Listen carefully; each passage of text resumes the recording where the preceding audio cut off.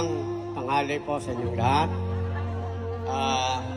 Dahil nandito na po si VP Sara, ako naman ay tapos na ang tour of duty ko. So ako naman ang babalik na sa Pilipinas.